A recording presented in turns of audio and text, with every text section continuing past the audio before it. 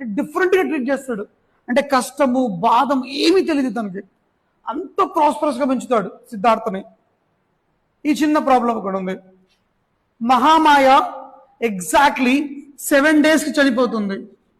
అంటే సిద్ధార్థ్ పుట్టిన 7 daysకి మహామాయ చనిపోతుంది ఫర్ హెల్త్ రీజన్. సో చనిపోయిన తర్వాత ఈమె ప్లేస్లో ప్రజాపతి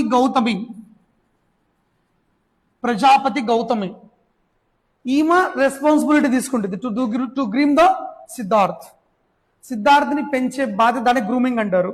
ఈ రెస్పాన్సిబిలిటీ తీసుకుంటుంది. ఎప్పుడైతే గౌతమి అతన్ని తీసుకుంటుందో తనకు బ్యాక్ సైడ్ పేరు మారుస్తుంది, సిద్ధార్థ్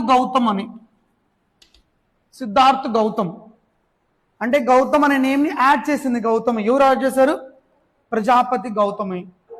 ఓకేనా? ఎప్పుడైతే ఈమె సిద్ధార్థని పెంచడం స్టార్ట్ చేసిందో ఈమె కూడా సిద్ధార్థ్ చాలా ప్రీషియస్గా పెంచుతుంది,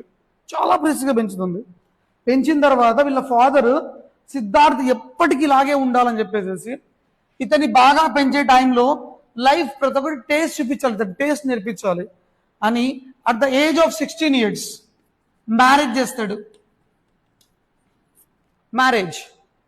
16 yearsకి మ్యారేజ్ స్టార్ట్ చేస్తాడు. అంటే ఇతను మ్యారేజ్ చేస్తాడు.